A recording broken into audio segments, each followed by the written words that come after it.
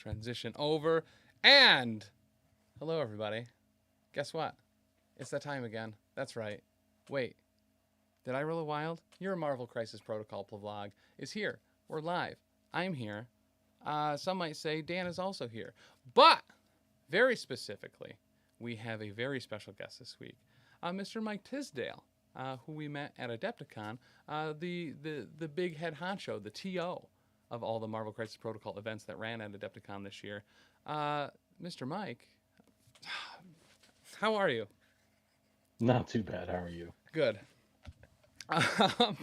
So we got a whole bunch of stuff that we're going to talk about this week. We got our first look at some affiliation boxes that are going to be coming out for Marvel Crisis Protocol that are going to help new players or players that have skipped certain releases catch up very quickly by being able to get actually pretty stellar discount. With a discount. Like, and not a small one either. No. On some affiliations, we're going to go over the game that I played against Taylor this past Monday at twitch.tv/professional casual network, where I got to try out Nate GG, Mr. Gamer Guild himself. His all rapid fire and rerolls list. Which was actually like a whole ton of fun. I'll also be playing that. Yeah. Go for it. Oh, I saw that list, and that list looks like a blast. It looked brutal. It is surprisingly lethal. I'm excited to hear about how things went, because I missed a lot of the end of the game, putting kids to bed and stuff, but... it was, oddly enough, like all of the streamed games that we've been doing recently are like bloodbaths, where there's only like 1 or 2 models left, and this one has been no different. Yeah, Mr. complains about his dice, how bad you roll all the time when you consistently wipe out your opponents into 1 model or none. Yeah, just think about how much sooner I could do that if I could roll good. All right, fair. It just happened quicker. We're also going to talk a lot about the What If event. And remember, if you haven't already, you can sign up for our own version of the What If event. That's going to be at Bearded Dragon Games. You can check out the Facebook. The link is right down below, facebook.com/professional casual, to sign up for that on Longshanks. I believe there's only 3 to 4 spots left. If that does get filled up, just shoot us a line, and I'll kick Dan or myself or Taylor out of playing as well. I offered. That's true. You're not kicking me out. I offered to give up my spot to somebody else in the community if that is very true. Take it from me. Listen, you can't quit. You're fired. You know what I mean? Like that's how we roll here. In addition to that, I feel like there was something else we were going to talk about. Oh yeah, how I was super wrong last week about my Asgardian picks. Apparently, it's not going to be Alligator, Loki, and on Destroyer's body. On Destroyer's body. And no announcement for Alligator, Loki on Destroyer Body terrain feature in the background either. So rolled a whole bunch of zeros there. Yeah, I hope that they're just saving that for like next week to show, we have Asgardian terrain now. Yes. Because that would be an instant buy, almost certainly. In the back of that picture, it did look like there was some Asgardian terrain. Yeah. So, first it looked like an archway or something, and then like a statue of a warrior, like, yes, I want that. That sounds awesome. Well, and super specifically too, like some more fantasy style terrain, or just the introduction of more fantasy style terrain for MCP would actually be a really nice addition, I think, as a whole. Another mat too. Yeah. That said, games played and hobby thoughts, or more specifically, hobby thoughts. Mike and Dan, did you guys complete anything this week? Did you work through any sprue backlog that you have? Get any paint on some models, or not really nothing? I took a few models out of the display case that weren't totally done and put them on my paint tray.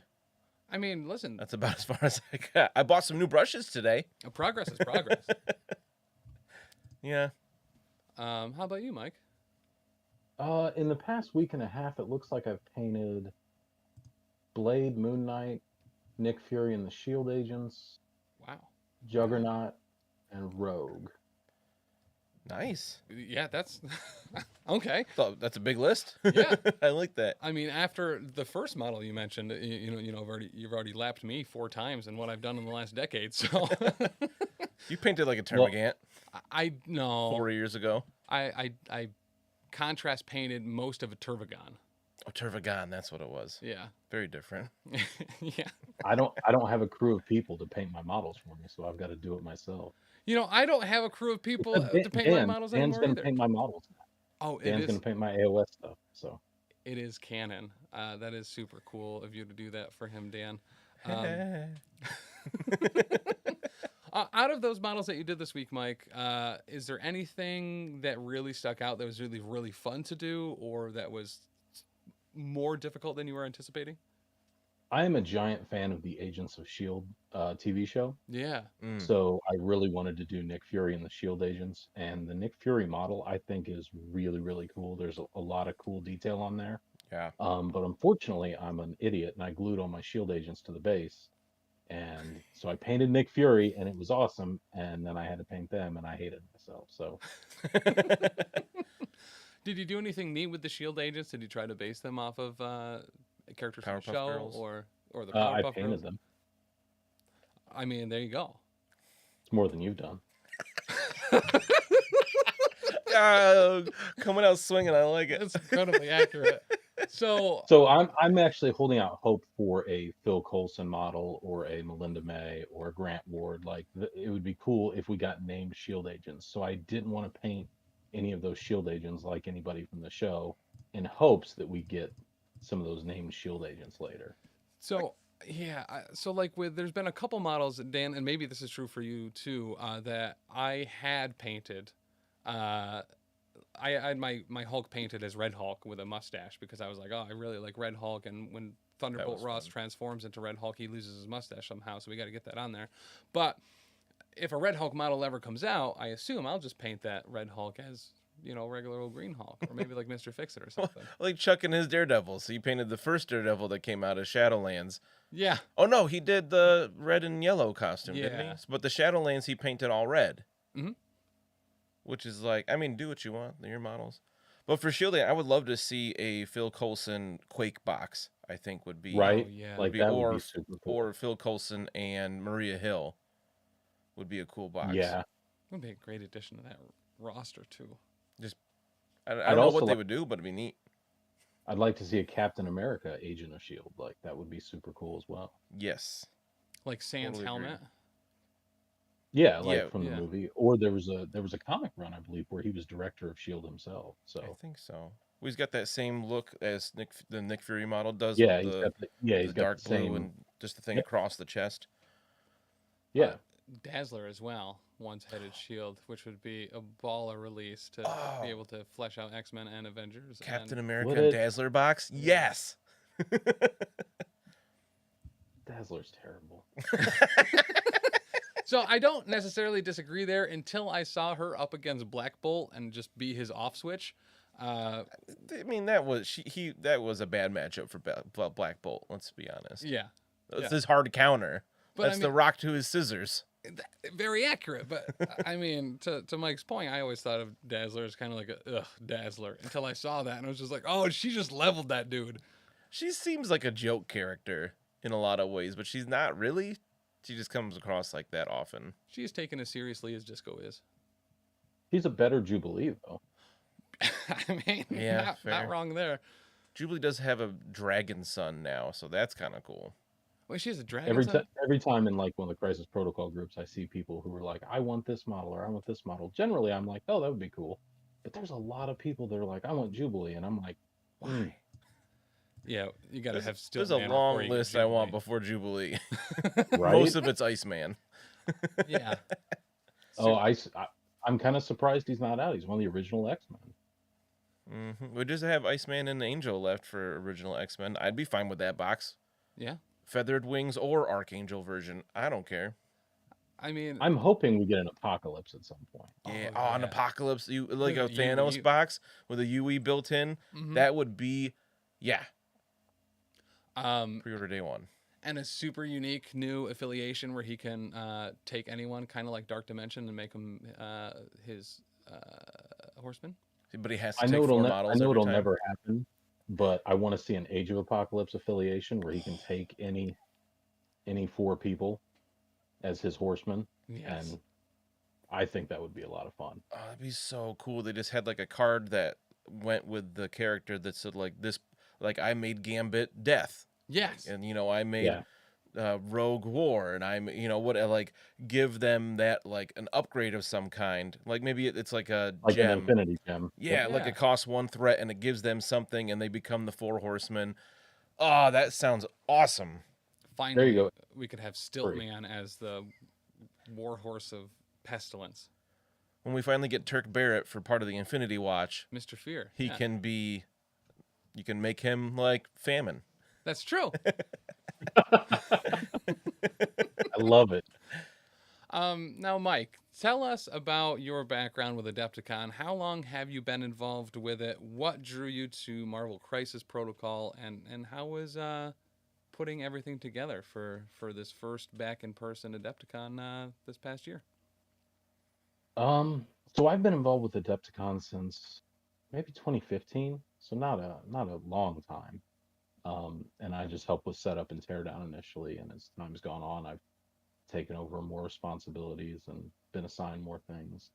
Um, Start on like the terrain crew, setup, teardown, that sort of stuff. Okay. Coming back after this year or after the 2 years off was incredibly difficult. It was a very, very difficult process because we were just out of practice.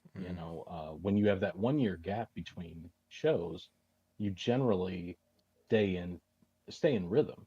Yeah. You have about 3 to 5 weeks off, then you start up with ideas for next year, terrain for next year, things like that, and you have these beats that you hit every month or two, and when you're not in that rotation of events, it becomes very, very difficult. So it felt good that it went off pretty much without any major issues. Seemed like it. Yeah. And I think the attendees had a really, really good time. So I'm very happy with how it came out. The entire staff really we're doing double work because we lost a lot of volunteers over the time because some people got out of the hobby and things like that. So Yeah. it was a tough task, but I'm very proud that we pulled it off the way we did. Very legitimately. I mean, granted, it was our first one, and we don't have a whole heck of a lot of convention experience. But I mean, very legitimately, there was no way for us to have tell that you guys had a couple years off. Everything seemed Yeah, to be running. It's pretty spot on. it was Smooth. it was pretty impressive that we were able to get all that stuff up and running, and bring you guys in, get you guys set up. We streamed more this year than we've ever have in the past. Like we had Armada, X-Wing, we had Marvel Crisis Protocol. We streamed a bunch of 40K and AOS, I believe, and that adds another wrinkle into the whole thing. Yeah. Because you have to deal with all the land drops and Wi-Fi and equipment not working and things like that. Yep. So it adds a whole nother dimension into it. So tell us a little bit about what was the inspiration for the What If event? Was that something that you guys kind of borrowed from someplace else, or was that something you and the team there kind of brainstormed up, or how tell us how What If came into being as a format, because it's something that we absolutely adored. Yes. Well, because it was successful, it's all my idea from scratch. I mean, I'm just great. I mean, I don't know what to tell you. It's like we have Big Chuck right here. I was gonna say Bastion. So there was a game called Guild Ball that I played a ton. I love that game, and it had a format called a snake draft where all you did was you drafted models and you got to play whatever models you drafted. But I thought I was a big fan of the What If comics when I was a kid, and the TV show and everything is really, really cool now. And I thought, wow, wouldn't it be cool if we brought that into Marvel Crisis Protocol? But we did it where you could draft a leader, and whoever else you drafted played as that affiliation. You didn't just play these individual models; you could play all of it as a team. So Hank and I discussed that, thought it would be a fun format, kind of put it together. And unfortunately, we didn't really have any time to play test it. So we were kind of hoping that it turned out well, and I think it did. I think it was one of the formats that I was really, really happy with out of Adepticon. Yeah, I mean, well, and just even as a spectator sport, it was like just really fun to watch what people were picking and how, and just kind of those live reactions of what leaders were going to be leading what affiliation with who else in it. It was You had an no absolute idea what was blast. going to come onto the table. Yeah, Even though like we talked through the whole drafting of it, but it was hard to keep up with that. And then it was like, all right, these people are up. Who knows what they're gonna play? Like, oh, they put Right. Magneto down. That doesn't mean anything for the rest of their squad. It was so Right. cool. It was just really neat to see it played in such a different way, and it worked just fine. I think shows a lot about this game that you can play it like that. Mhm. And it was really cool. I liked the format a lot. Yeah, I'm upset that I couldn't get more models done for it because there are some interactions I wish I could have seen. Like it would have been cool to see what specific one I was thinking of was Blade. It would have been cool to see what you could have done with that Midnight Suns ability yeah. with whoever you could have drafted with it. Um, couldn't get it done in time, so that's my fault. But that's one I wish I could have I could have seen there to see how that one played out. Were there any combos or leaders with specific teammates that you were expecting to see that you didn't?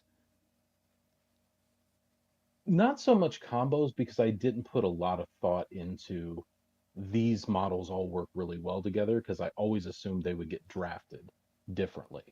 But the one leader ability I'm surprised that didn't go first was Steve Rogers because that ability would just play well with anybody you drafted. Yeah. And I Literally think he anyone. was like the third or fourth leader taken. And Yeah. that really surprised me because just the versatility of his leadership ability, I expected him to go number one. And I think, of course, Thanos went number one. But I was actually surprised by that Yeah, Thanos. same. I expected Rogers to be first, Mhm. and Thanos to be relatively high because he is a strong piece. But I did not expect him to go first. And it was just like boop, like I forget who it was, but they had no hesitation. They went to the table and grabbed Thanos right away. Like they knew they were taking him. And I also thought Steve Rogers would have been the first to go. And what it was Nate GG, right? That I ended think up he, getting it? yeah, and it's his, yeah, I think his maybe the affiliation of fifth choice. pick or something like that. I Yeah. think he took him fifth in the fifth position, which, like I said, I just couldn't believe. Yeah. I also thought Magneto would go higher. I didn't think he went very high. I thought he went maybe fourth or sixth or something like that. Yep. But there's a lot of models that can destroy terrain, and you could just reach out and get any of those for Mhm. him. There's models like Punisher that can do all sorts of things with terrain and Yeah. things like that. That I was like, oh, this would be an interesting interaction. But Well, I don't think Magneto ended up with Punisher. I think Punisher is still on the table. yeah. Punisher, They- as far as I recall, did not get drafted. That was a surprise, and MODOK not being drafted, what I thought Yeah. was surprising because he was a power piece for a long time. Mm-hmm. Well, we had on the table, and I don't know if he's bad now, but he's definitely tuned down. So I think people are just like, oh, he's not busted anymore. We're not going to take him, and I think he's just fine. Yeah. Yeah, I don't really play the ball a lot, so I don't really end up with him. But I think he's still good. Yeah. Same. I plan on taking him to a tournament in 2 days. Yeah. I might switch him out for Cassandra Nova just for shtick, but Because you dislike yourself. nah, he'll probably stay. So, now how about some interactions that popped up that you didn't expect? One for us, very particularly, was a Black Panther-led Wakanda list with Rocket and Groot being able to deadly duo in the same turn. That's the one I was going to point out because I never thought of that Yeah. until I saw it, and it actually because when I didn't just run the Marvel Crisis Protocol stuff. I had to do other stuff with the convention as well. So I didn't get to see a lot of the games, but I did get to watch the streams later. So that was one combo that I saw at the time that I was like, oh wow, that's going to be really, really good. Yeah. Yep. So many plasma gunshots. Right. Whew. I mean, just yeah. My 2-threat character just wiped out your whole right flank. Well, and it's so wild too, because just the way dice end up being sometimes. We saw, I think, in the Contest of Champions, was it, with Nate Horn and Omnis, where Deadly Duo just did nothing. Yeah, I think he did one or two damage between Yeah. all three shots total, which was just like, oh. Yeah. And there's the same game where he played is it Crew Milano, where you roll for each character, they get something different, and he's stunned. Lovable Misfits. Yeah, that one. He stunned Yeah. more characters than he did anything else. And he was just like, that was not worth it. Oh, that's so rough. Now, as far as, obviously you didn't get a chance to play in it. We haven't gotten a chance to play in it yet. What is your number one pick going into it? Do you have an absolute lock, or are you a little bit flexible with it? Obviously, you have to Steve be- Rogers. Yeah. I mean, there's the shield right there. It's got to be Steve. And who would you build out with Steve? See, that's the brilliance of that pick, though. You It doesn't matter. in my opinion, it doesn't matter. You can evaluate what's left, and you can say, oh, that reduction in that power would be good in Avengers with Steve, instead of, oh, that might be a little expensive otherwise to play. Well, yeah, that's super true. And I guess there's kind of characters that you just kind of wouldn't pick. Like War Machine, for instance, doesn't really have a lot to spend superpower wise, if anything. I think Correct. he's like Iron Man. Well, Iron Man has one thing. I don't Yeah. think War Yeah. Machine has any. Yeah, I don't believe Yeah, he you does would either. look for someone who has, ideally, you would look for someone who has a bit of an overcosted Yeah. superpower, and then you could reduce it, becomes more playable at that point, and you can try things out at that point. And throws, I mean, the amount of more throws that you can get when you have a potential 50 to 30 or 33 to 50% power reduction on Yeah. it can just be Yep. real nice. Super good. Oh yeah. I think if I had first, or if he was still available, I'd like to try Blade.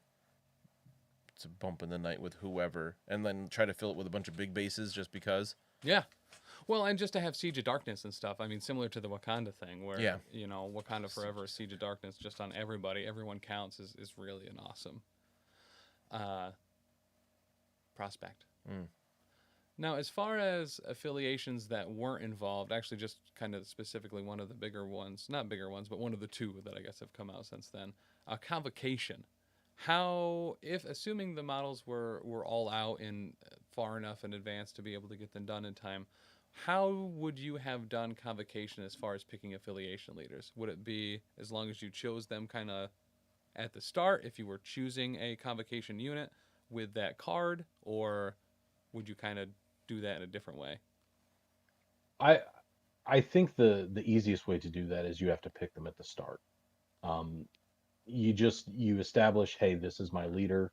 Once you draft, this is the leader that I'm going to play at that point. I think that's the cleanest way to do it. Yeah. And it prevents. One thing I didn't want to see is people taking a bunch of leaders, just for stacking leadership abilities. We didn't think that would be necessarily great. Yeah.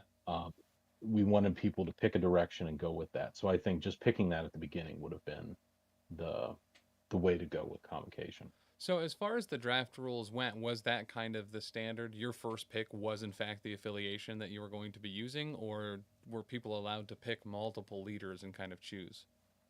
So it was the first leader you took had to be your the faction you took. So Okay. if you decided to not take a leader round one, if there was another piece you wanted, you could have done that and not declared a faction till later. But I think everybody took a leader round one. Yeah. I'm pretty sure everybody did. Yeah. But yeah, the first leader you drafted was the one that you were kind of stuck with. Okay. I think that's a good kind of clean, simple way to do it too, instead of It was supposed to be a overcomplicating fun. it. It was supposed to be a fun format. There weren't supposed to be like, too many gotchas built into it or anything like that. And if you got lucky to have multiple leaders at that point, you could have built a lot of that into it. So Yeah. we just thought, hey, we'll just first leader you take, that's the one you're stuck with. And I think it worked out. I think people were pretty happy with it. I heard literally zero complaints about the Same. format. Everyone seemed to really, really, really enjoy it. Is it? And granted, if this is a question you can't answer, if this is top secret information, by all means, just tell me to go paint my own models. But I'll tell you that anyway. but next year, are we going to see What If again? Do you think that is going to continue to develop through Adepticon, or? I would like to. I think it was a fun format. I think it was because the team tournament and the contest of champions, the team up event and the contest of champions were kind of draining on the judges staff, and we were kind of light on judges this year. It was pretty much just myself and Tim Simpson doing it. We had a couple other people come in and help, but we did the majority of the lifting, and those 2 days were very difficult because they were very long. As Yeah. you guys know, you stream the whole thing. But so the What If event was a nice casual event, pretty easy. The setup was kind of labor intensive, but after that, everything worked real well. Everybody was casual with it. It was a nice way to kick off Adepticon, I felt, Yeah. just kind of with a fun format that wasn't too competitive or anything like that. Very legitimate. I think that was kind of perfectly placed throughout the week to kind of get that, not a soft open, but an open where everyone's kind of being a little bit more jovial. You got some fun stuff going on, and before the competition really kicks in to really set the tone very nicely. And I will say, as far as tournaments and stuff that we've been to, not a nicer community out there than the MCP group was. For real. Like, just as far as like, oh, you forgot this card, you didn't have it, it got lost in the plane, this, that, the other thing. Yeah, you can absolutely use mine. I have one, and it was nice to see in the wargaming community. Yeah, there was a gentleman. Oh my gosh, I'm blanking on his name, but he came over from Europe. Yep. And he didn't have. Was his name Gil? Gil. Yep. Yeah, Gil. He Great guy. forgot, or not forgot, but his tokens got caught up in his luggage. They didn't show up the first day, so he signed up to play. So I just gave him my token box. I was like, you can use whatever I have in there for whatever. I saw that multiple times over the weekend. Yeah. And I haven't been to any big events due to COVID or anything like that, but it was very, very nice to see how the community is for Marvel Crisis Protocol, and I'm really, really happy with it so far.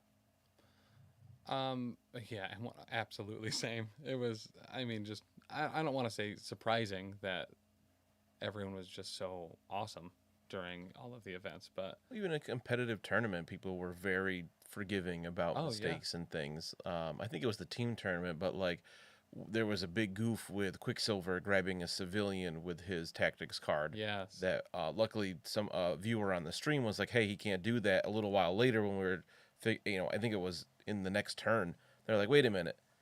It was a couple turns past. Like it was a bit back, and everybody was super cool about like, all right, well, we'll put that back, we'll take those points off, blah, blah, blah. And it was like no questions, like, oh, that was our mistake, we'll fix it. Yep. And that's so awesome, and I hate to say it, but a kind of a breath of fresh air in a lot of the wargaming communities. Not all of them are like that. Correct.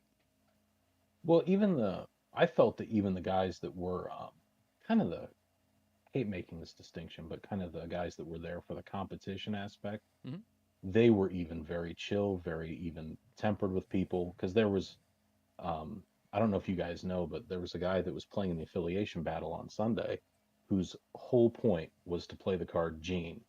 And then stream Gene.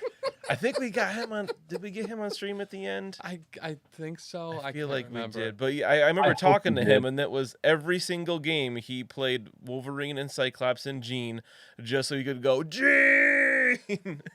Right? So amazing. From a guy who was just awesome to, your higher level, the guys that were there just for competition. Like, everybody was great. Yeah. I had good conversations with a bunch of people when I had some free time. But yeah, I couldn't be any happier with the community as of right now. Yeah, for real. As far as changes that you may make going forward with that particular format, does anything immediately come to mind as tweaks for you? Put you guys to work earlier. You guys should have streamed the draft. I don't know why you did. I mean, I'm blaming you 100%. We commentated the draft as it was happening behind us. Yeah, but I think like Taylor was running over him and was like, "Oh, this guy Yeah. just got picked." Yeah, Like it was he was a running back really and forth. bad edition of the NFL draft. Like, It was, to be fair, it was very casual at a right, limited yeah. professional level. Yeah. But I would like to.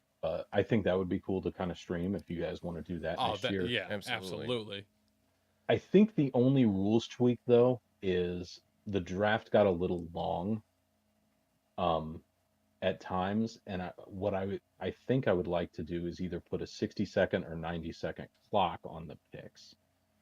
Um I think that's plenty of time. Yeah. Yeah, I don't think it's too little time.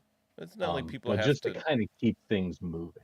Yep. Because there were some people that took, and we didn't put a timer on it. We didn't rush people or anything like that because we had never done this before. But there were some people that took maybe 3 to 5 minutes to pick a model sometimes, and that kind of bogs down getting the tournament started, makes it run, longer. And especially at a show like Adepticon, people have stuff that they're like, okay, this is going to end at 4:30. I've got stuff I want to go do at 7.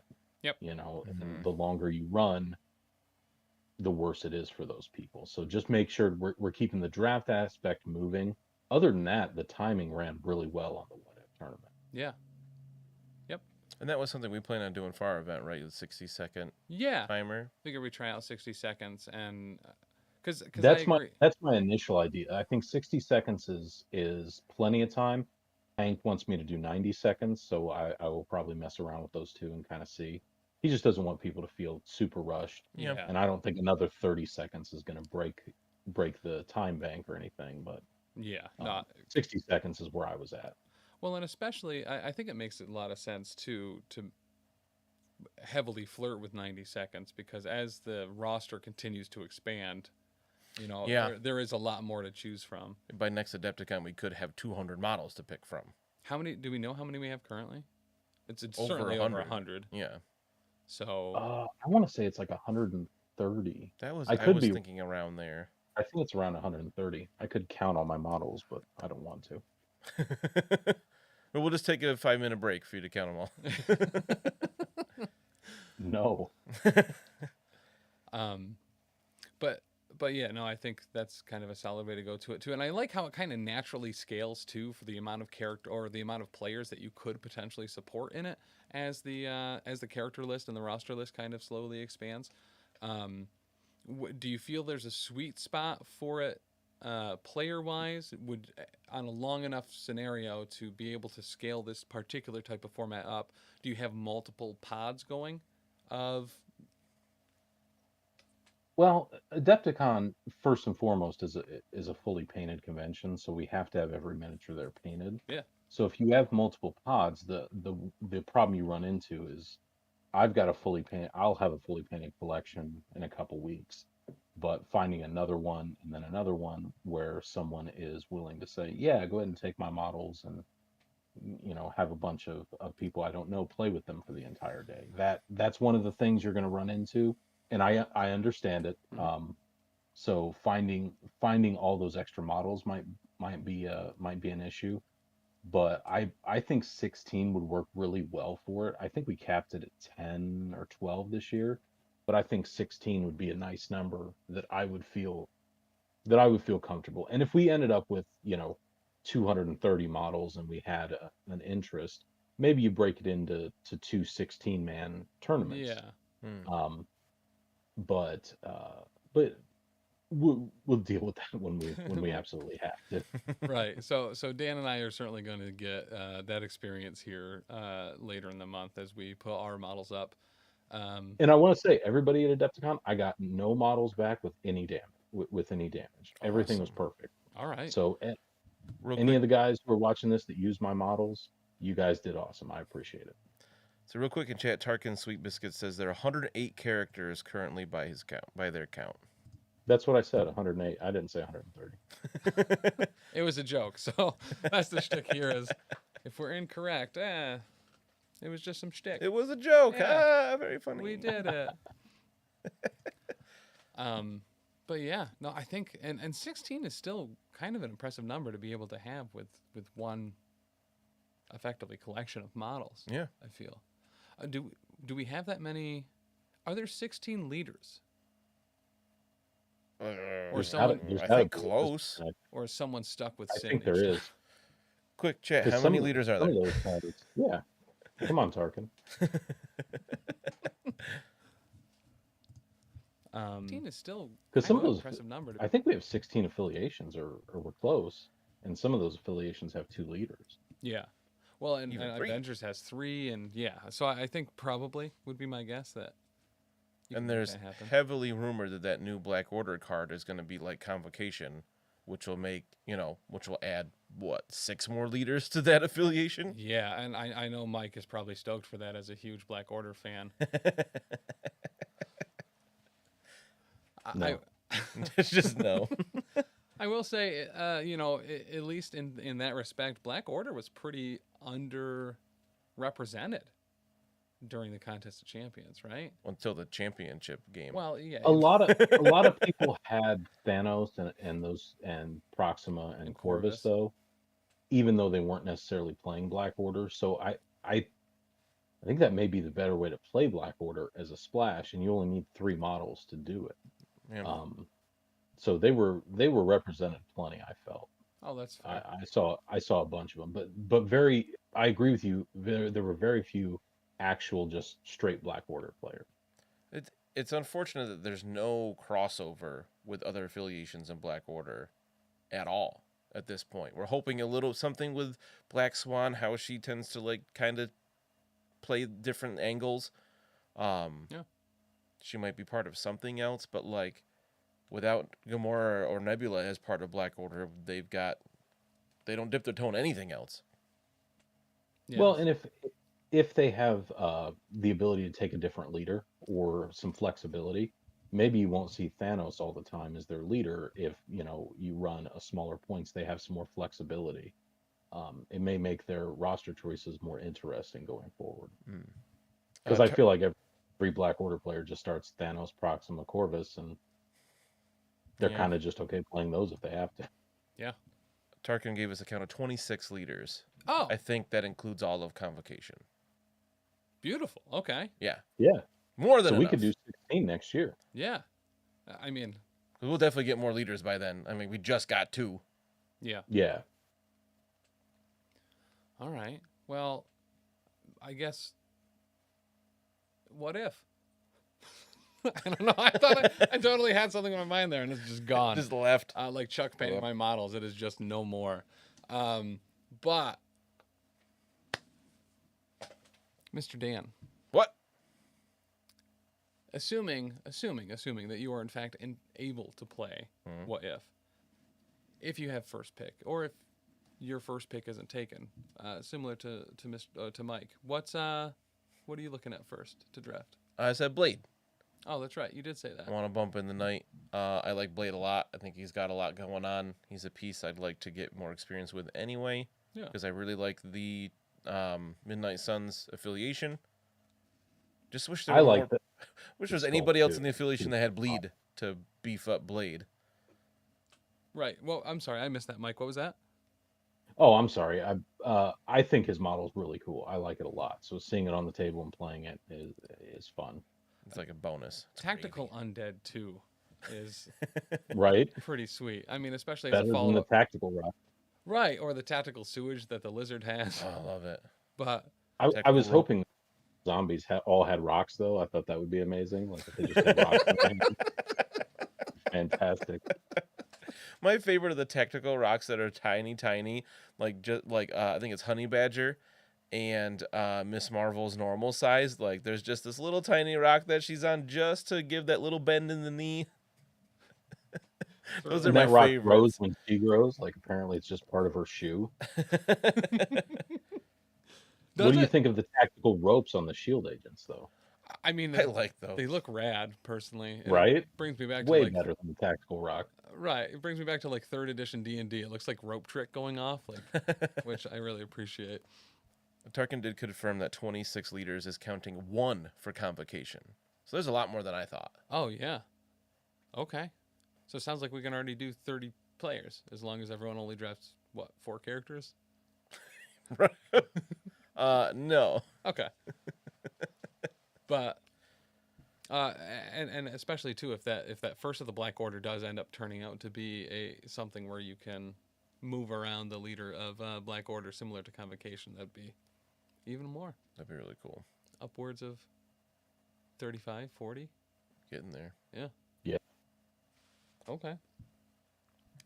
Now, as far as just being a TO in general, is MCP one of the first things that you've TO'd for, or previous to that, especially doing Adepticon for kind of a handful of years before MCP was even around? What's been your experience as far as TOing different games, if you have? I TO'd Guild Ball for a decent chunk of time. Oh, Um, and it was a very, very simple game to TO. It was a really tight rule set that was very, very easy for people to understand. So it was really easy. It wasn't complex like some of the games out there. And I kind of feel that way with MCP as well. I think it's a really well written rule set.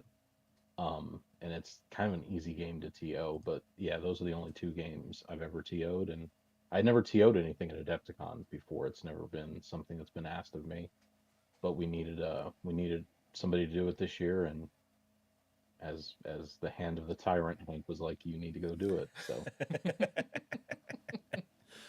Oh, I take that back. I did TO a giant Warhammer Underworlds tournament one year at Adepticon too. ooh, okay. This is like Yeah, early, like Shadespire early. Yeah, Shadespire. Hank came up. He's like, "You've played Shadespire, right?" I'm like, "Yep." And he's like, "We don't have a TO for it. It starts over in about an hour." So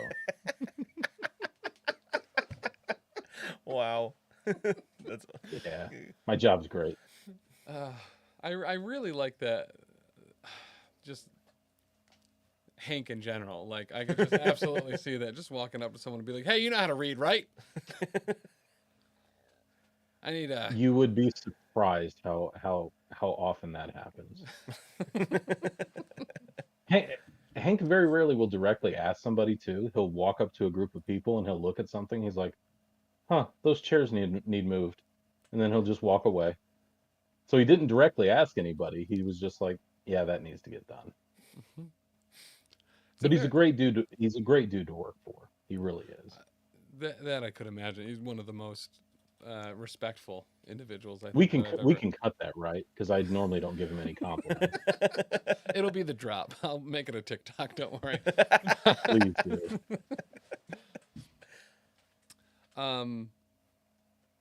But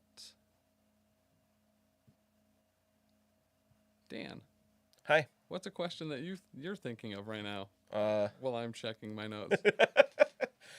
I don't. Yeah, we had some in the group chat we were talking about earlier, but they were mostly jokes. Yeah, they were. We weren't super good at staying on task there, but I guess moving away from Adepticon for a little bit and these affiliation boxes that they kind of just dropped this past week. First off, it's super cool to see some pretty heavily discounted models. Yeah. As far as kind of the short list of affiliation boxes that we would want to come out, or we think are affiliations that are either underplayed or hard to get into as a new player, both of you, Mike and Dan, are there any affiliations that come to mind as like this is really in dire need of having an affiliation set box that has 4 to 5 models in it that would really get someone up and running early with an affiliation? I think Wakanda makes a lot of sense. That's what I was gonna say. I feel like Wakanda does. Trying to think of ones that don't. 6 models currently. Yeah, and then you can, if we follow the same format, granted we have one example of, we could have Black Panther, Killmonger, Shuri, and Okoye as that affiliation box, because the Storm is on a, like, it wouldn't make sense. Luckily, the way they package these things is they're all characters are on their own sprues anyway, so you could throw Storm in there. Correct, yeah. Probably. Yeah. And those are cheaper boxes anyway. Because I like think Black they're Panther, 35 or what? Were they Yeah. only 35? I think they so. were. So like I could see that like for like 50 or less, or even throw in the storm sprue and cards. That might be more difficult with the different tokens that would have to come with them. Yeah. Is probably a huge deciding factor. Well, it might be difficult too to throw in part of a box, right? Maybe. Yeah. Just as far as some of the tactics cards, but who knows? Asgard is one that came to mind immediately for me of just Okay. a Loki, Hela, Valkyrie, and Thor box. Yeah, that makes sense. Well, that makes sense with the new release announced too. Like that would be a good time to do that. Yeah. Yeah. It seems like we'll see that like next week probably, and then it would come with some of those like just like with the Black Order one, come with some tactics cards that are exclusive to the Heimdall Scourge box. Yep. And then have that so you can get all caught up quick. Because I know I love the affiliation box. I think is a really great idea, especially for new players or people that haven't been able to keep up on it. Because like we got in the game at ground level. So we've been able to keep up with releases as it goes. I could see getting into the game now and being like, oh, there's over 100 models. Yeah. And it's like, how do I pick and choose that? I want all of it kind of thing. And I know like Taylor is super excited for the affiliation boxes because he's like, I don't have any Black Order. I'd love to grab that box and save $30. Well, yeah, and the Is fact that huge. when you, depending on how you look at how that box is priced too, it is really attractive. Like effectively, it's you get Corvus and Proxima for $10 if you were going to buy a Black Dwarf and Ebony Maw. Yeah. Because that was a $50 box, I think. So for Yeah. $59.99, I mean that's awesome. I mean, Yeah, that box is 60, right? Yeah. Yep. Yeah, I mean it's fantastic value. And coming with that card that is in the blacks, because we had a whole discussion on the Discord as soon as it came out, and we're all like, I don't know how I feel about this coming with exclusive things. And then we realized, we did a little digging, just looking at the gallery information on AMG's site, and was like, oh, that one card that doesn't come in Black Dwarf or Corvus's box is from Black Swan and Supergiant. So you get that card either way, so it's not exclusive. You know, it's like, okay, I love this now. When at first I thought that was an exclusive card to that box, and I was like, I don't like that precedent, because like I would miss out on that card, not because I don't need to buy those models again. Right.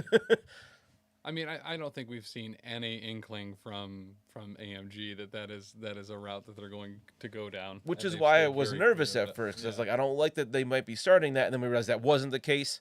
Okay, awesome. I love this idea of affiliation boxes. Keep them coming. I think for characters like She-Hulk too, having She-Hulk maybe with some Inhumans, some Crystal and Medusa or something along those lines might be another one. A-Force is kind of a hard one to get started. Just a starter box full of A-Force Right. models. Yeah. Go Because wide. there's what, 20 members. Yeah, it's a Right. big one. The difficult with that one is a lot of those characters are smattered with non-A-Force characters, like Yeah. Wasp and Ant-Man, or like Crystal and Lockjaw, Medusa and Black Bolt. Like, Yep. that one might be more difficult depending on how they have to build it, like, behind the scenes. Yeah, that's what I'm saying. That would be one of the more difficult ones to kind of. Tarkin saying Inhumans would be a super easy one for that. Just Oh, those yeah. 4 models I just listed. Everything but Beast and Ronan and Quicksilver. Guardians 2 would be a really nice and easy one too. That'd probably be relatively inexpensive too. Yeah, you throw all 3 boxes in there, you got the whole squad of 5. Yeah. Done. And the other aspect of this that a lot of people don't think about is it makes it easier for retailers to stock this game at that point. Yes. Because you're not having multiple boxes on the wall of Black Order. Now, instead of having 5, you can only have 3 and have the whole line now. With the new box, Thanos, and then the affiliation box, with 3 boxes, you can have everything for Black Order on the wall. Yep. I think it's a really smart way to go for AMG on some of this stuff. Yeah, absolutely. Well, and I know like at our LGS, it's like one wall dedicated to just Marvel Champions and MCP now. Takes up a lot of space. Yeah. But World Champions, the game is so good. anything like that style of game, I am over the moon for. Whether it was Sentinels of the Multiverse or Marvel Champions or just I love it, love it. So moving over to the game that Taylor Yeah, it was Taylor. That was yeah, you're correct. And Taylor and I played this past week. Tactical Taylor. A tactical Taylor. He got to try out a list that he had been looking to do, which was an unaffiliated list. He loves those. Of everyone that was made out of metal. So I love our theme lists on that show. Certainly not a competitive edge to what we do on that stream on the Twitch, but he played a team consisting of only metal characters. So he had Ultron, War Machine, Hulkbuster, Colossus, and another one. Vision? No. Nebula. And I think somebody else because you played 19 Threat. No, I think that was it because Hulkbuster's. True. Oh yeah, because you had more models than he did. Correct. And speaking of, I got to play Nate GG, Mr. Gamer Guilds himself's list that he put out a video for called "Oops, All Rapid Fire and Rerolls." So good. Which this particular one, I think 19 Threat was kind of a difficult spot for that particular roster and I went back and rewatched the video again, and it's like, yeah, you have to take Sin at 19 Threat, and I was like, oh, that's why I had to take Sin. But do you have to take Sin to make it affiliated? Oh, okay. Because I was like, you had Sin on the table, and I was like, wait a minute, Mystique is 3 and has rapid fire. She'd be way better there. But not Criminal Syndicate. Mm-hmm. So the list I ran was Shadowlands Daredevil. Solid. Sin. Winter Soldier. Baron Zemo. Hood. Right. And was Domino. Bullseye on there? No. Oh, Domino. That's it. So I actually went a week without Bullseye on the stream? I did. That's wild. You didn't play Bullseye? Wow. And it was just because it he was has rapid fire. He does. Well, somewhat. He has pincushion, which kind of it's rapid fire. Crystal is also on that roster, which I mean she can get 3 attacks off around, which is pretty rad. Potentially, does she fit? Does she fit the reroll thing because she's an Inhuman? Yes. Well, and she would get the reroll, so she could, I mean, potentially have 3 rerolls if Baron Zemo's near, and if she's attacking someone with a. Well, does one of her attacks have rapid fire? I'm just forgetting that. No, her superpower allows her to use an additional ability. That counts for the roster for funsies. It's close enough. Because why not? Yeah. All right, I'm cool with that. You're getting an additional attack. That's all that really matters. Crystal's brutal on that list. If you can get her in there and get some incinerates on things where you're getting rerolls and have potentially better rivals out, it can be devastating. Oh, that's so weird. Everyone has 1 defense die. But that list ended up being super fun. It is surprisingly deadly for being just chucked to the brim with 2s and 3s. Yeah, because we saw a first for the channel during that battle, didn't we? Not only did a Hulkbuster get cracked, but he got taken all the way out. Killed baby Iron Man too. Killed the little baby Iron Man. I came back to it and I was like, wait a minute, okay, there's little Iron Man, and then I had to go do something else. I came back to the stream, I was like, where'd he go? He's gone. He actually took him out. I mean, little Iron Man's not hard to take out, but you actually KO'd Hulkbuster. He is a little bit though, because he has that he's no joke. Yeah, because he can kind of boot scoot and back away after he gets some damage. If you don't take him down, he's probably going to leave. Bye-bye. Yeah, and he has 3 Mystic defense, which I forgot about because I had Hood go after him, and I was like, wait a minute. What do you mean my damage isn't going through? But, yeah, he's like 2-2-3, I think, right? Hood did really well with those magic guns. He doesn't have magic guns, Dan. They're just guns that he uses to fire his magic, almost like a wand. It's not, the magic's inside. There are not many things that I can reliably say to get you going, but that works every time, I love it. I think very legitimately one of the things that, like Hulkbuster, finally cracked Chuck from no longer painting and assembling my models was the fact that I had him shave off Hood's guns and put the fire in his hand so I could just scream that he does not have guns. The magic is him. It's not the guns. So not only did he paint your models, you're like, I need you to do conversions on these as well. Oh, yeah. He has the most ridiculous request. Have you seen his Iron Fist that's wearing biker shorts and inline skates? Yes. Wait. Have you seen his cable covered in tacos? Why? Cable came with a bunch of extra pouches, right? So Tacos. Daredevil came, or I'm not Daredevil, Deadpool, and the taco truck came with a bunch of extra tacos. So I was like, Chuck, here's what I need you to do: replace all those pockets on Cable with all of the extra tacos that came in the taco truck and Deadpool box. I thought it made all the sense in the world. Oh, or the ancient one that is you in a bathrobe where you had to sculpt a cap on ancient one, and then a beard. Wait, what? The ancient one is Tim in a bathrobe. It's I wear It's a kind lot of amazing. I wear a I lot need of a picture of this at some point. This Yeah. is phenomenal. I wear a lot of plaid and a lot of blue jeans, and I always wear a hat. So I was like, Chuck, it's ancient one is kind of wearing a bathrobe. So it's not just a bathrobe; it's a plaid bathrobe that he painted the plaid onto. Dude, come on. I can't believe you did it as long as he did. Yeah, Put up with your stuff. that's fair. And my Oh, professional man. casual network hat, he even painted it just the way it was, beard and You're all. lucky he didn't stab you in the eye with a paintbrush. Yeah, Because it started with I just want a mustache on this guy.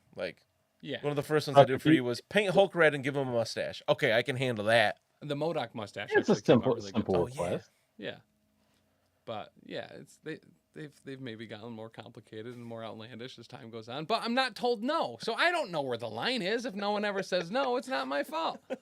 Well, you found it, didn't you? I did, and it's I can't get it back either. I tried all sorts of other bargaining chips and stuff, and it's just not gonna work. Oops. Yep. So anyway, I need to figure out how to paint. Have Lindsay do it. I already asked. She was like, "I was your painter before Chuck, and I quit back then. I'm not gonna start back up to quit again." Contrast paints. So that's Yeah, that's lifesaver. probably where I'll go. But speaking of, what is your favorite thing to paint? As part of the terrain team, do you feel a particular draw to painting terrain as a whole, which I know is one of those things that people either really like painting terrain, like Taylor, for instance, really enjoys terrain. Mm-hmm. Dan is also one of our other prolific painters, hates painting terrain. Not a fan of it. So what about you, Mike? For or against, or do you just do it because Hank said, "Oh, look at all this terrain that needs to be painted"? I hate it. It's terrible. It takes a lot of time. It's because the tables at Adepticon I feel are really really high level tables. I think the stuff Mhm. we put out Yeah, is for real. really really good looking. Looks great. And it just takes forever. Like it's not like a model either. Like we you guys had them on stream, but the sanctums we had, Yeah. like those assembly lines through I think 8 people or something like that. Like Wow. so Wow. 8 different people touched those and did different things on them, I think. It's like one person just painted all the windows and then got another one and painted all the windows and then got another one and painted Yeah, all the because windows. some of these guys they'd have, I've got red in my gun, give that here. I'll take care of that, the red part. Next guy does the yellow, next guy does, Oh, gotcha. you know. It was fun at the beginning, but it's tedious. But it's something that needs to happen, like especially for a show like Adepticon. My personal stuff, I get to put my own flair on it, so I don't mind it a lot. The stuff like at my game store, it doesn't have to be as nice as the stuff for Adepticon either, because I'm not that great of a painter. But yeah, the stuff for Adepticon it's tedious. But I will say, walking around seeing all the stuff you've done and the stuff that we've put out, it's very satisfying at the show. But getting there's rough. Now, is it a little bit of a different situation too when you have somewhat of an assembly line thing of a bunch of people that I assume for the most part you get along with, where everyone's just kind of sitting down at tables, spending a couple weekends or something, eating, you know what I mean, eating, drinking, Yeah. painting. So Hank has set up these things called spray team weekends, and what it is he brings in all these different guys, and all of them are cool. They're all extremely talented painters. Like I'm like the kid they sit in the corner with a brush, and they're like, try not to mess any of that cool stuff up. Like waffle. Right. But no, we watch bad movies. We have food. And normally it's in Peoria, Illinois, in the dead of winter, so it's like 10 degrees and snowy and icy outside. Yeah. So it's miserable weather, but the company's good. The guys are extremely talented that come in to do the painting and everything, and it makes it a lot easier because before there was only about 4 guys out of a very small garage in a very small town here in Illinois that was putting out most of like our 40K terrain. So we've expanded that. We do multiple different game systems now and stuff like that. So it's Hank's done a good job cultivating a team that can come in and do that sort of work. So it is one team that does all of the games effectively for the terrain at Adepticon, like across the board. So the spray team does Necromunda, does 40K, does MCP, did Guild Ball when we ran that, did Warcry. So the majority of those games were done by one team, and then the other games we provide, we have a MC or not MCP, we have a Star Wars Legion team, and then we have an AOS team. So there's three. I think there's only 3 teams that really put out all that terrain, but that spray team that Hank put together puts out terrain for multiple games. Wow. That's impressive. Yeah, for real. Whew. Those guys are extremely talented. They knock it out of the park every year. Yeah, I mean, we were kind of blown away, honestly, by both the quantity and quality kind of across all of those tables was pretty stellar. Like the Quinjets that were on stream and everything, those were all done by those guys, and some of those were Great. like, I haven't stolen that Hydra one yet, but I'm definitely going to. Yeah, I mean, Thought about it. I mean, all of the Quinjets were absolutely gorgeous, but yeah, that sneaky stealth Hydra one was just It had character. It really did. Yep. I've already stolen the Shield one, so I just need to steal the Hydra one now too. Danny is known for just Sorry, Hank. slipping things into her purse. Yeah. And, and just being like, whoop. I'm surprised she didn't do it with a Quinjet. May have been obvious, What though. purse is she carrying? Like, Yeah, it's those gonna things are cute. it's Yeah, gonna be they're really really big. awkward next year when she shows up with a giant purse that's like comically large. But She could just come with one of the VIG swag bags and run out of there like the Joker. Big old bag of terrain over her shoulder. You'll never catch me. Yeah. sounds just like her too. Now Trying to sound like the Joker, not like that. oh gotcha. So as far as what we've been playing recently, so Thursday nights, right, are your normal MCP night. Yeah, thanks for ruining that. Listen, if there's one thing I do, it's apparently ruin people's fun with Marvel Crisis Protocol. But what have you been running recently? What rosters? What squads? What's your go-to? I'm a giant Brotherhood fan, so I've been playing a lot of Brotherhood. I ever since finishing Juggernaut and Rogue 2, it's been a lot of fun because those two are I my instinct is to take Magneto, Rogue, and Juggernaut in every list, start it that way. Like, Yep. I'm a bad Black Order player, but like, because all Black Order players are bad. But no, it's the flexibility you have. Mystique has become a really good leader for them with some of those higher point models. Yep. And messing around with them has been a lot of fun. I normally shy away from kind of the big bruiser types, but there is just something so satisfying about running Juggernaut around a table. He's so much fun. And him on Montesi formula. Oh, yeah. Moving and Ugh. a strength 9 beam is just Ugh. It's dumb. absolutely nuts. It's so satisfying, assuming it's not targeting you. I think Rogue's my favorite new piece though, because I got to punch Drax and then throw him off the top of a sanctum into a piece of terrain to kill him. So she awesome. just does all sorts of cool Oh, stuff. well, and between the drain, the throws, mutant she has a absorption is- charge. Yeah. Like, So she has so many ways to do damage. mhm. She's sneaky about That that. her drain ability is super cool. I love it. Yeah. Yep. I got to use that recently, and I was like, that was awesome. 'Cause I I've- think it Right? worked. I've only used it wrong. against people that were like loaded up on power thinking I was going to do damage. And I was like, well, oh, nuts. I didn't read it again. I think I got lucky. I used it on somebody that had no power. I mean, not lucky. It was the plan. They had no power, so she just did like, boop, 3 damage or something like that. And it was like, wow, that is really good. Well, there's no defense roll for it, so it's just like, well, you're just taking it. Straight damage Well, is gross in that game. Yeah, for real. And I've always been a huge fan of a lot of the counterattack stuff where you can just put damage on. And the fact that this is one that's not a reaction you can just do on your activation is really nice. Really nice. And the fact she's in Brotherhood, she can get powered up pretty easily as well, Mhm. which is super nice for her. Yep. But yeah. All right. Well, I think that's going to be it for this week. Mike, thank you so much for coming by. No You problem. were an Yeah, thank absolute you. delight. And we're absolutely, ripping off your What If event. And we hope we hope that format really spreads because we absolutely adore it.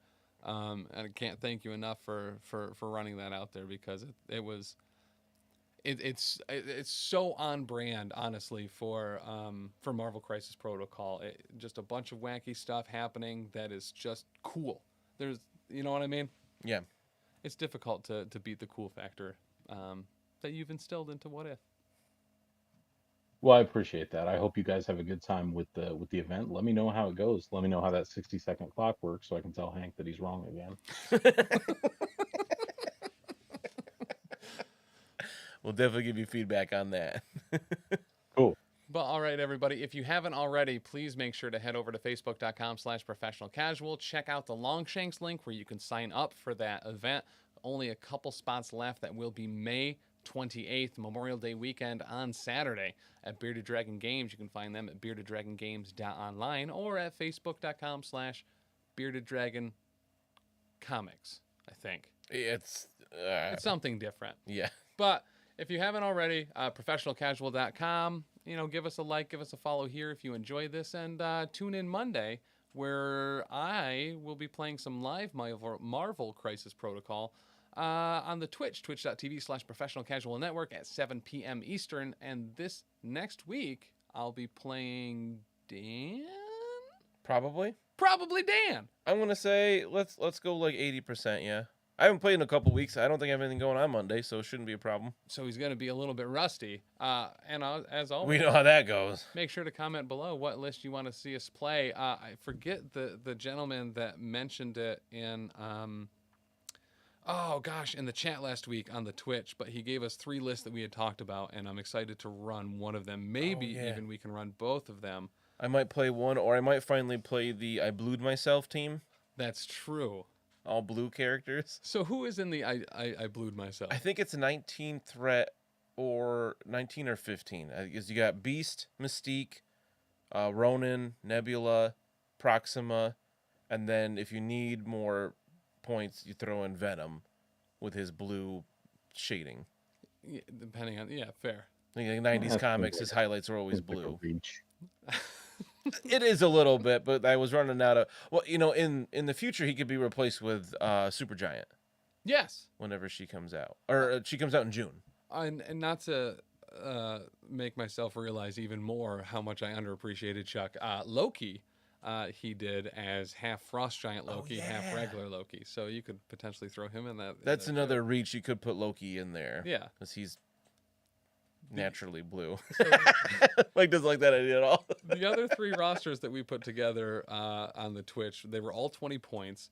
One was called wow. Hands Free, and they were Okay. all characters in the MCU that lost a hand or an arm. Oh yeah, that was a great one. So it was Thor, Doctor Strange, Black Dwarf, Winter Soldier, and Groot. I would absolutely play that. There was Memorial Day for a lot of the characters that have, spoiler alert, passed in the MCU. Vision, Gamora, Ancient One, Iron Man, Quicksilver, and Black Widow. And then, Okay, yeah, I like that one too. And then there's the Tim Can't Roll support list. Oh no.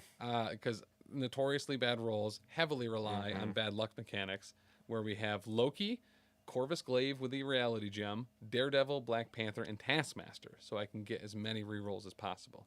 All right. I like the first one. I already forgot. Oh, the losing. Hands I free. just like the theme of that one a lot. Yeah. Hands free is excellent.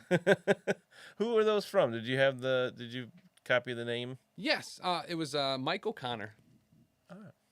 Thanks, Michael Connor. So I forget what his Twitch name is, but Thank you, Mike.